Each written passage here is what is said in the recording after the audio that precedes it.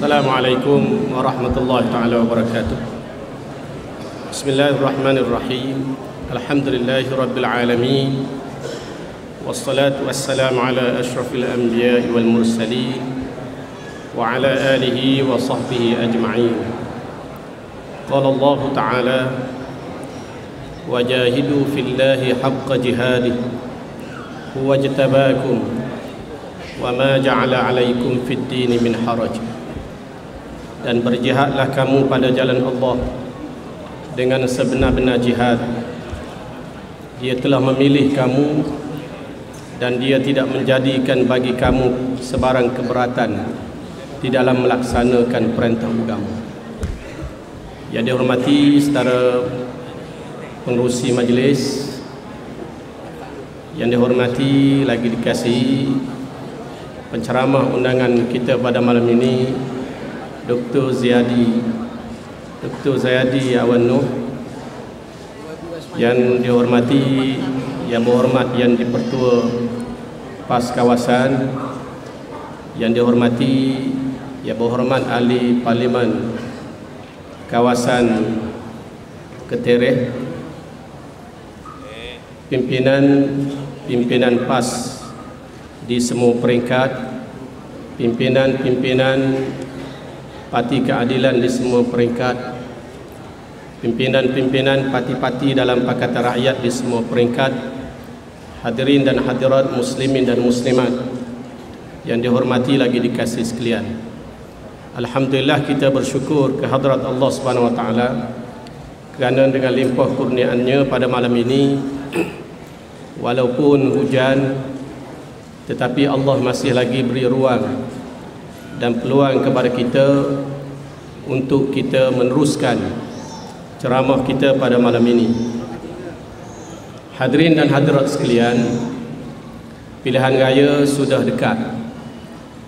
Walaupun sampai sekarang Perdana Menteri masih belum mengumumkan tarikh pembubaran parlimen, tetapi kalau Perdana Menteri tak umum juga, parlimen akan terbubar dengan sendiri pada 28 hari bulan 4 ini. Oleh kerana itu, kita lihat UMNO menggunakan seluruh jentera kerajaan untuk menyebarkan berita-berita fitnah. Umpamanya ucapan Tok Guru bila Tok Guru balik daripada Mekah, Tok Guru berucap macam lain, tetapi RTM dia siar bukan ucapan Tok Guru tapi ulasan tentang ucapan Tok Guru. Dia fitnah Tok Guru. Tok Guru sebut dalam ucapan dia, Tok Guru sebut bahawa kita ni, kata Tok Guru, kita orang Islam ni kita kena pentingkan ilmu, kena pentingkan agama. Tok Guru sebut kalau nak suruh PAS ni pakat dengan UMNO, kita kena letak Islam tu depan. Tolak kebangsaan, selesai masalah. Tok Guru sebut gitu. Letak Islam, tolak kebangsaan, selesai masalah. Ni dok mari becek, mari tawar nak pergi jabatan menteri 3, 4 tu kata 10, 15. Ni bukan cara Islam tu kata. Cara Islam royak Islam. Bahasa jenis cara kebendaan tu kata kita panggil ayat itik. Wi makan apahnya. Tu sebut lembu kurban kambing biri. Sebab lembu kurban ayat itik ni kalau kita royak dia, hei ayah mari aku nak royak agama kamu, nak ceramah, dia tak mari. Tu Tok Guru sebut. Sebab tu Tok Guru kata ayat pertama turun ialah Iqra bismi rabbikal ladzi khalaq. Bacalah dengan nama Tuhan kamu. Mai royak ilmu. Tiba-tiba RTM dan TV 3 suku siap, dia ulah, dia kata Tok Guru kata penerima bering ni macam Natal. Tok Guru bering pun tak sebut. Punya teruk tak teruk. Tapi tuan-tuan jangan heran. Sebab itulah learning kita tepek art, UMNO tepek T. T itu mana tipu. Orang kecek lagu lain, dia ulah lagu lain. Pasal apa? Pasal slogan dia T, tipu. Stopa mamak boleh berucap bila rakyat Kelantan tuntut royalti minyak. Stopa mamak kata nak tuntut biar ada asah.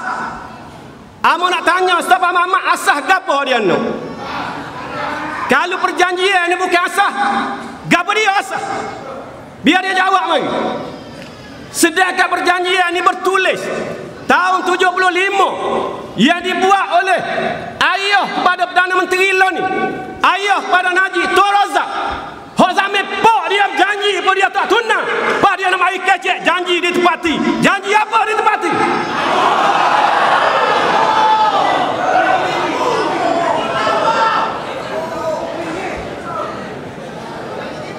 Orang yang derah perjanjian ni masih hidup.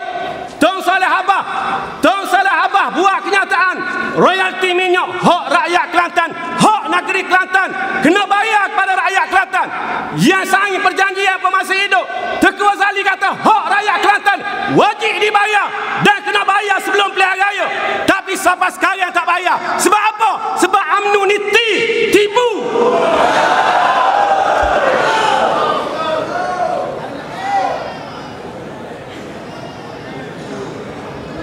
Kalau kerbau dipegang pada talinya, kalau manusia dipegang pada janjinya. Kalau janji tak depati, nak suruh kita ikat dengan tali wasbah kubah. Wa aufu bil ahdi innal ahda kana mas'ula. Wajib kamu sempurnakan janji, kerana janji itu akan dipersoalkan di hadapan Allah Subhanahu wa taala. Hadirin dan hadirat sekalian, duk guna ajilah keting. Mari ceramah, buat kenyataan haram sokopah. Pasal pah ni pakat dengan DAP. DAP ni tolak hudud. DAP ni kafir harbi. Maka haram sokopah. Amo nak tanya Ajillah. Malah esok amo nak pergi tanya tepi pondok dia.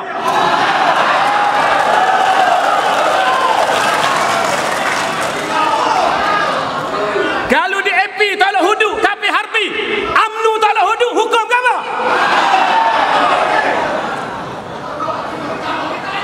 Amo nak suruh dia jawab. Kalau DAP tolak hudud jadi kafir harbi, UMNO tolak hudud, kita nak hukum ke apa? UMNO harbi. Tu lembut lah tu. Kalau ikut logik dia, kafir harbi jugalah. Tapi ambo lembut. Kita pun nama UMNO harbi. Patu Ajillah pula, dia sokong UMNO. UMNO tolak hudud. Nak panggil nama apa? Ajillah harbi.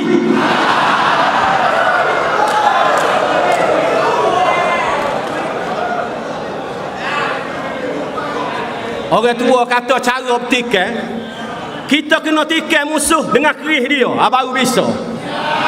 Sebab tu hang tua dia tikai Taman Sari dengan kerih Taman Sari sendiri. Kalau tikai dengan kerih lain, ialah mati juga. Tapi kalau kita tekan dengan kerih musuh, atau kata apa dia?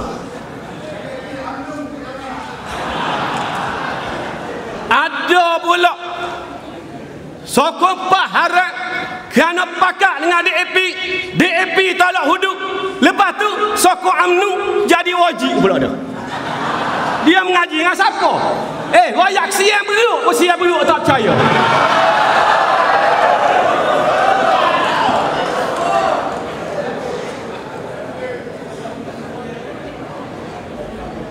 Dr. Mahathir bukan main-main tolak hudud secara bertulis, tuan-tuan.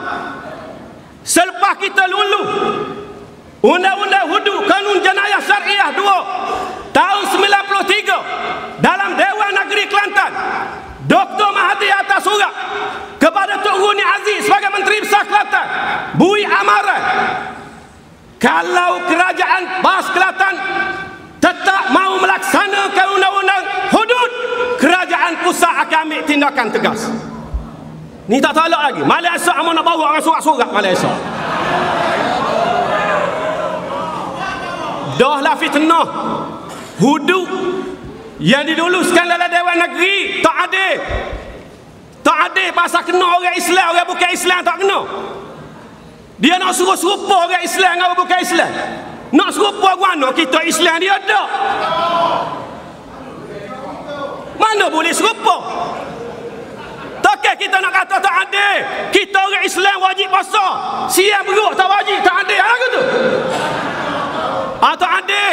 Pasal kita orang Islam wajib semayang. Orang bukan Islam tak wajib, tak adil. Cik mu ajar lah gitu.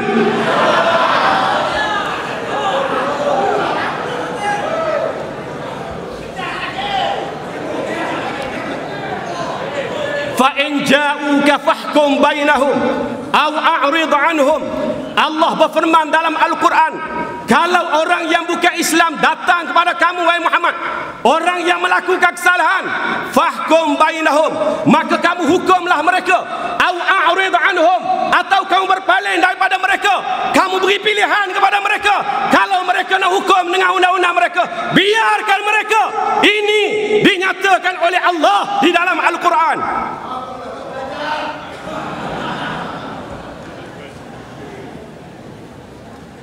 Oh, tahalluh ni haram. Hak seorang lagi dia kata ada pondok di Pulau Ular. Amo tanya orang situ ada orang, tak ada ular yang ada. Dia kata ke mana? Setara lebih buka dalam YouTube. Dia kata Pah telah bertahallul dengan DAP. Ini tidak ada nah, tidak boleh. Orang kecek tahallul, dia kecek tahallul. Tahallul ni cukup pala bodoh.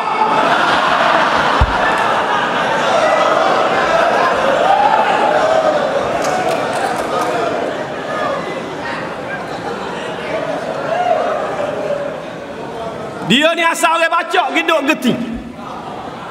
Berkali tak boleh duk bacok geduk tempat nak putus, geti nak putus. Dia rakyat tak ada nah, tak boleh. Tak boleh pas bertahallul dengan DAP. Memang tak boleh sungguh. Kalau kita pas cukup kepala DAP tak setuju, haram sungguh. Dia kenapa tahallul lah tahallul ni orang pergi ke Mekah. Orang buat umrah, buat haji. Orang buat umrah. Setelah dia selesai dah, dan dia tawaf dah, dia sa'i antara Safa dan Marwah, maka dia kena tahallul. Tu tahallul cukup pala. Hak kita bincang bukan tahallul, tahallul kerjasama. Jadi tolong ayat ke dia biar dia faham. Tahallul lain, tolol lain, bahlul lagi lain. Tahallul cukup pala, tolol bodoh, bahlul ngok.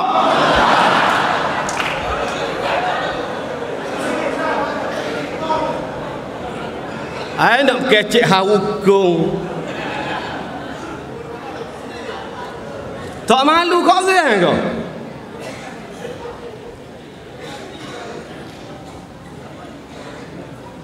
Kalau DAP tolak hukum hudud, mana siapa? Pimpinan DAP dia tidak Islam. Tapi UMNO tolak hudud lah ke mana?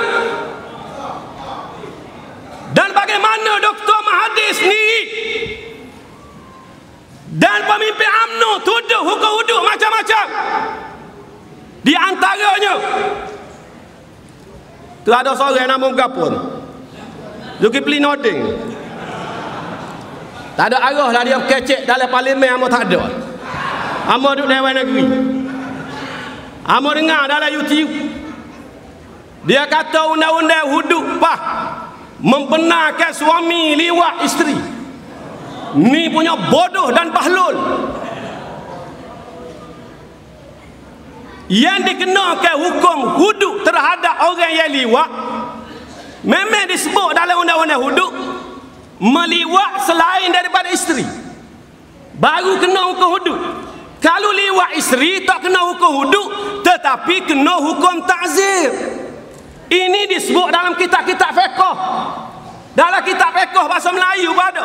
Adapun orang yang meliwat isterinya, maka ditakzirkan dia. Dia kena faham, dia ada hudud, ada kisah, ada takzir. Pasal kecek kalau kita tak erti. Kalau kita liwat orang lain kena hukum hudud. Kalau liwat isteri kena hukum takzir. Bapa tak serupa. Hak tak serupa liwat orang lain dengan liwat bini. Hak ni bini dia dah cuma dia silap masuk lorong. Hak tu tidak bini dia, orang lain suku sakak.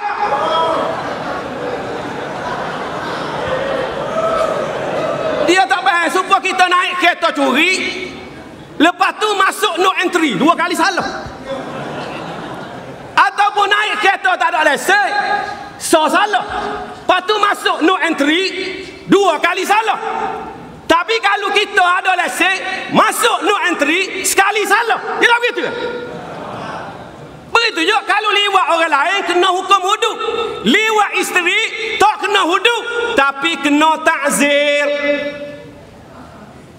Dia faham kau hudud ni berapa kan dia tukang geduk dari mana ni?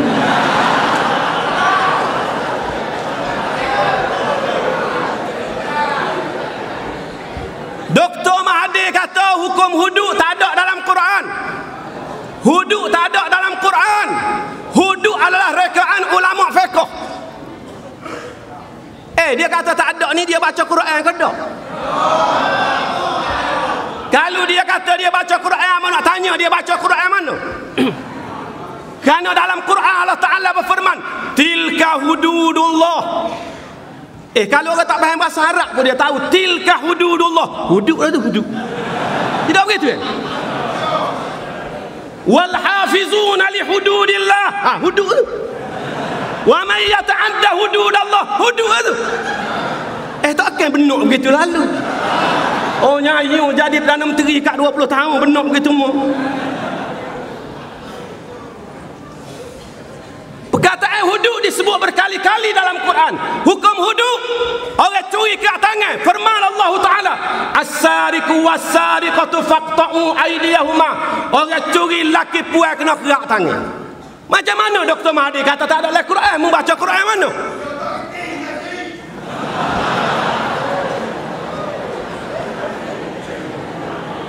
Dalam Quran firman Allah Ta'ala, az-zaniyatu waz-zani fajlidu kulla wahidin minhuma mi'ata jaldah. Orang zina perempuan laki-laki yang masih belum berkahwin naklah dirotang 100 rotang. Ini ayat Quran. Mu kata tak ada dalam Quran, mu baca Quran mana? Ini soalnya. Baik, hukum tahalu. Hukum tahalu disebut dalam Quran, dalam hadis Nabi. Kita boleh pakat dengan orang kafir, tak ada masalah. La yanhaakumullah 'anil ladzina lam yuqatilukum fid din wa lam yukhrijukum min diyarikum an tabarruhum wa tuqsitu ilaihim innallaha yuhibbul muqsitin. Allah tidak larang kamu daripada kamu berbuat baik dan berlaku adil kepada orang-orang yang bukan Islam, yang tidak memerangi kamu kerana pegangan agama kamu dan tidak menghalau kamu daripada kampung halaman kamu. Sesungguhnya Allah suka kepada orang-orang yang berlaku adil. Dalam ayat ni Allah Ta'ala sebut 2 syarat boleh tahalul. Yang pertama, orang kafir itu tidak memerangi kita kerana pegangan agama kita. Tidak kerana mu Islam aku perang kamu. Kalau dia perang kita kerana kita Islam tak boleh. So, yang kedua, walam yukhrijukum min diyarikum. Dia tidak menghalau kita keluar daripada kampung halaman kita. Jadi soalnya sekarang ni, adakah kita tahaluf dengan DAP? Adakah DAP memerangi kita kerana pegangan agama kita? Jawabnya tidak. Adakah DAP menghalau kita daripada kampung halaman kita? Jawabnya tidak. Ini satu. Yang kedua, dalam peristiwa hijrah, siapa yang jadi penunjuk jalan kepada Nabi sehingga tertegaknya negara Islam? Orang kafir. Nama dia Abdullah bin Uraiqid. Dia ni kafir. Kenapa Nabi guna orang kafir? Dia nak ajar kita lah. Sebab Allah Ta'ala boleh suruh malaikat Jibril pergi tunjuk, boleh. Tak payah minta tolong kafir. Tuhan boleh berkata, "Hei Jibril, mu tolong tunjuk jalan kau Nabi Muhammad." Tunjuk jalan. Boleh. Tak ada masalah. Ataupun Tuhan boleh buat mari buruk. Sebagaimana dalam peristiwa Isra' dan Mi'raj, Nabi naik buruk, terbang cunggi, tak ada siapa dia cari. Siapa-siapa di Madinah sekali. Boleh. Tuhan boleh buat, Tuhan Maha Kuasa. Tetapi kenapa Nabi minta tolong orang kafir? Nama Abdullah bin Uraiqid, kerana nak ajar kita bahawa kita boleh bertahaluf dengan orang bukan Islam untuk mencapai matlamat Islam. Lalu Nabi upah Abdullah bin Uraiqid, dia jadi penunjuk jalan sehingga tertegaknya negara Islam di Madinah. 2. Yang ketiga, ketika Nabi balik daripada Taif, Nabi nak masuk Mekah, orang Mekah nak bunuh Nabi. Nabi tak boleh masuk, sehingga Nabi minta pertolongan daripada Mut'im bin Adi. Mut'im bin Adi ini pemimpin kufar Quraisy di Mekah. Mut'im bin Adi walaupun dia kafir, tetapi dia tahu Nabi seorang yang baik. Nabi tak pernah melakukan kesalahan apa-apa. Lalu Mut'im bin Adi bawa anak-anak lelaki dia dengan senjata, iring Nabi daripada luar Mekah buat masuk ke bandar Mekah. Baru Nabi boleh balik ke rumah, dan dia isytihar bahawa dia bagi perlindungan kepada Nabi sallallahu alaihi wasallam. Dan apabila berlakunya peperangan Badar, kita tahu dalam perang Badar ni tentera Islam mencapai kemenangan. 70 orang musyrikin mati dalam perang Badar, dan 70 orang ditawan. Bila Nabi bincang dengan sahabat nak buat guana tawanan perang ni, Sayyidina Umar mencadangkan supaya tawanan ini dibunuh semua sekali. Tetapi Sayyidina Abu Bakar mencadangkan supaya diambil tebusan. Kalau bayar tebusan kita bebas. Nabi bersabda, "Lau kana al-Mut'im ibnu Adiyyin hayya thumma kallamani fi haula'in natna la taraktuhum lah." Nabi menyatakan, kalulah Mut'im bin Adi itu masih hidup. Masa tu Mut'im bin Adi itu mati dah, dan dia mati kafir, tak masuk Islam pun. Nabi kata, kalulah Mut'im bin Adi itu masih hidup, dan kalau dia datang bertemu dengan aku, bincang tentang tawanan perang Badar, kalau dia minta supaya aku bebaskan tawanan perang Badar tanpa membayar apa-apa bayaran sekalipun, nescaya aku akan ikut kehendak Mut'im bin Adi, kerana aku terhutang budi kepada dia. Dia tolong aku suatu ketika dulu. Ini nas. 3. Yang keempat, Nabi pernah pinjam baju besi dan senjata yang banyak daripada Safwan bin Umayyah. Sedangkan Safwan bin Umayyah adalah seorang kufar. Dia orang kafir, dia bukan orang Islam. Bila nak pergi perang tak cukup senjata. Bila tak cukup senjata, lalu sahabat beritahu, "Ya Rasulullah, Safwan bin Umayyah ni ada kelengkapan perang. Dia ada baju besi, ada senjata yang banyak. Kalau Rasulullah pergi pinjam, dia akan bagi." Lalu Rasulullah pergi pinjam kepada dia, dan dia bagi. Rasulullah guna senjata yang diberi pinjam oleh Safwan bin Umayyah untuk buat lawan musuh, sedangkan dia bukan Islam. Dan inilah pakatan kita dengan DAP. Kita pakat dengan DAP ni atas dasar ni, supaya kita nak jolak buah. Nak jolak buah, galah kita ni tak siapa, dekat-dekat dah. Kalau buah di sini dekat-dekat. Apabila kita dapat sokongan daripada DAP, daripada orang bukan Islam, kita pakat dengan PKR, kita pakat dengan DAP, India sokong kita, China sokong kita, maka kita sambung galah kita. Bila kita sambung galah kita, kena buah bila kita jolak. Lurus bila kita jolak. Sebab itulah UMNO dia takut, dia nak repih. Dia nak repih menyambung kita ni. Jadi bila nak repih menyambung kita ni, kita jolak alah tekak dia ni. Tu. Jadi tuan-tuan, jangan termasuk perangkap UMNO yang nak memecah belahkan perpaduan kita. Sebab itulah UMNO sekarang ni dia guna media massa untuk bangkit isu-isu yang sensitif. Umpamanya tentang kalimah Allah. Kalimah Allah. Dia kata PAS tunduk kepada DAP. Tentang isu kalimah Allah. Tuan-tuan kena faham. Kenyataan daripada majlis syura ulama PAS adalah jelas. Jelas bahawa kita tak setuju. Orang bukan Islam terjemah God sebagai Allah. Kenapa kita tak setuju? Ada sebab. Kerana dalam Bible tidak ada satu perkataan Allah pun tak ada dalam Bible. Tapi dalam Quran banyak perkataan Allah disebut. Sebab itu God tidak boleh terjemahkan kepada Allah. Kerana Allah ialah Allah yang disebut Qul huwallahu ahad, Allahus samad, lam yalid wa lam yulad wa lam yakul lahu kufuwan ahad. Allah, dia tidak beranak, dia bukan anak siapa-siapa, dan dia tidak sama dengan sesuatu. Allah sebagaimana kita baca dalam Quran, laisa kamitslihi syai', Allah Ta'ala tak serupa dengan sesuatu. Allah sebagaimana kita mengaji sifat 20, mukhalafatuhu ta'ala lil hawadith, Allah Ta'ala tak sama. Allah Ta'ala bersalahan daripada segala yang baru, tak serupa dengan benda yang baru. Adapun orang Kristian, dia anggap Nabi Isa anak Tuhan. Orang Yahudi, dia anggap Uzair anak Tuhan. Orang musyrikin, dia anggap malaikat anak Tuhan. Itu tak betul. Jadi kita jelas, benda ni jelas.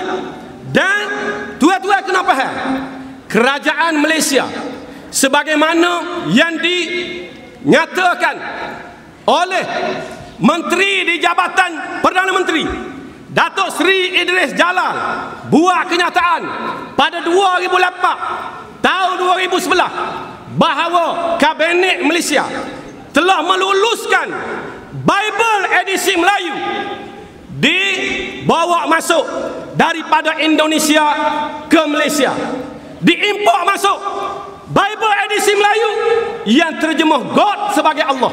Kerajaan Malaysia meluluskan. Ini kenyataan daripada Datuk Seri Idris Jalal. UMNO yang membenarkan Bible edisi Melayu yang terjemah God sebagai Allah dibawa masuk ke Malaysia, tiba-tiba dia letak kesalahan kepada PAS. Ini penyakit UMNO. Dia berak, biar dia basuh sendiri. Jangan dia nak suruh kita basuh, berak dia. Tahi kita pun kita basuh dengan demping. Acak kena basuh tahi demo. Jadi nak pelaga, dia yang membenarkan, dia kata kita. Jadi tuan-tuan jangan terperangkap benda ni. Oh, dia kata pasal language minta, dia kata language minta pun kamu yang ada kuasa sama ada beri tak beri. Bukan semua orang minta kita kena beri belakang. Kita orang Kelantan, kita minta royalti minyak, apa kamu tak bagi? Tak, kan nak kira bukan semua hak orang minta kena beri. Jadi UMNO dia letak kesalahan kepada kita, kesalahan benda yang dia buat. Hadirin dan hadirat muslimin dan muslimat yang dihormati lagi dikasih sekalian, oleh kerana itu kita kena tetapkan pendirian kita. Kita akan menyokong Pakatan Rakyat dalam pilihan raya yang akan datang, dan kita jangan terpengaruh dengan fatwa-fatwa songsang dan karuk yang dikeluarkan oleh Haji Lah dan juga ustaz-ustaz muda dalam UMNO yang tidak mempunyai akhlak Islam. Yang saya kenal, ada yang ceramah pakai serban, pakai jubah putih, waktu ngaji dulu ambo tangkap dia kerana berkhalwat waktu ngaji dulu. Punya jahatnya. Siapa hari ni dia tak berani nak pergi ceramah ke apa ambo? Siapa lah ni? Agilah nak tahu. Orang ngegak pun ada lagi. Bukan ambo seorang. Ai nak bersyarah, nak buat fitnah. Boleh dia tayang video, dia kata masa lepas pilihan raya baru ni, bila Pakatan Rakyat menang 5 buah negeri, DAP buat jamuan, panggil Tok Guru Nik Aziz, dia akak 5 ekor babi depan Tok Guru Nik Aziz. Punya teruknya ni ustaz hak amal igak berkhalwat masa ngaji dulu. Jadi dahsyat tak dahsyat tuan-tuan ni benda. Hamba insya-Allah lepas pada hamba ceramah tepi pondok Ajillah, hamba nak pergi ceramah tepi rumah Ustaz Chan ni pula.